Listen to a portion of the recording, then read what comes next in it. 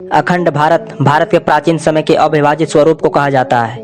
आपकी जानकारी के लिए बता दें कि इतिहास के संगठित भारतवर्ष से लेकर वर्तमान के भारत से अभी तक 15 देश अलग हो चुके हैं। ऐसा नहीं है कि यह सभी एक साथ अलग हुए थे, इनका समयकाल अलग अलग है। जैसे कुछ राजाओं के समय में स्वतंत्र हुए, जबकि कुछ देश अंग्रेजों की कूटनीति की वजह से अलग हुए।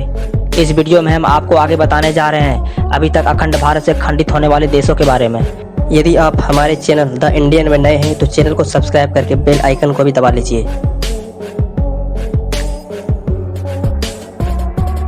अफगानिस्तान देश को सबसे पहले भारतवर्ष से अलग किया गया था, जब सन 1876 में रूस एवं ब्रिटेन के बीच हुए गंडामक संधि के बाद अफगानिस्तान को अलग देश घोषित कर दिया गया। नेपाल भारतवर्ष का एक अभिन्न हिस्सा था, लेकिन इसका भी धीरे धीरे भारत से विघटन हो गया। सन 1904 में अंग्रेजों ने एक संधि के तहत नेपाल को भारत से अलग देश घोषित कर दिया। श्रीलंका देश का प्राचीन नाम ताम्रपानी रहा था, जो कि एक हिंदू सभ्यता का नाम है। सन 1937 में ही अंग्रेजों ने इसे भारत देश से अलग करवा दिया था और फिर 1948 में इसे एक स्वतंत्र राष्ट्र घोषित कर दिया। म्यांमार देश का नाम प्राचीन समय में बर्मा रहा था। सन 1937 में इस देश को भारतवर्ष से अलग कर दिया गया। भूटान देश भारत का ही एक हिस्सा था, जिसका नाम भद्रदेश था, बाद में बदलकर भूटान कर दिया गया। भूटान देश का उल्लेख हमारे प्राचीन ग्रंथों में भी मिलता है। भूटान देश ने सन 1949 के अंदर अपने आप को भारत देश से अलग कर लिया था। तिब्बत का इतिहास हमारी भारतवर्ष से जुड़ा हुआ है। पुराने समय में तिब्बत को भारतीय शासकों से हराकर चीन ने अपने कब्जे में कर लिया था। इसके बाद तिब्बत के शासकों ने चीन से लड़ाई कर अपना अलग एक देश बना लिया, लेकिन पुनः चीन ने तिब्बत को 1951 में अपने कब्जे में ले लिया।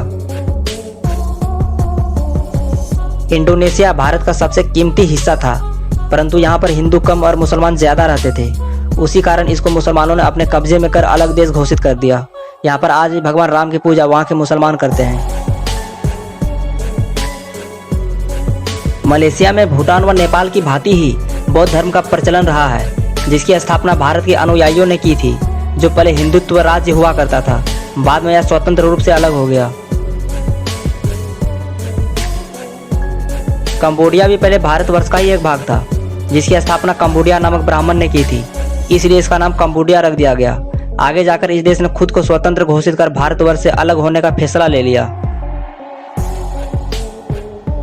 फिलीपींस में सबसे पहले हिंदुत्व का राज रहा था, उसके बाद में मुसलमानों ने यहाँ पर अपनी हुकूमत को कायम कर दिया और इसको भारत से अलग कर दिया।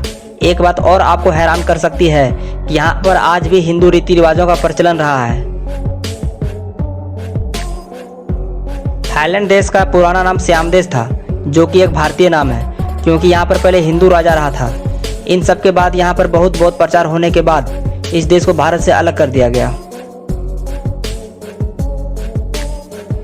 पाकिस्तान, इसके बारे में हम सभी जानते हैं, क्योंकि इसे हमारे देश के इतिहास में पढ़ाया जाता है। जब भारत को आज़ाद किया गया था, तब मुस्लिम लीग ने अपना अलग देश पाकिस्तान बनाने का फैसला किया, जिसके फलस्वरूप पाकिस्तान जैसे निकम्मे बेटे का 1947 में जन्म हुआ।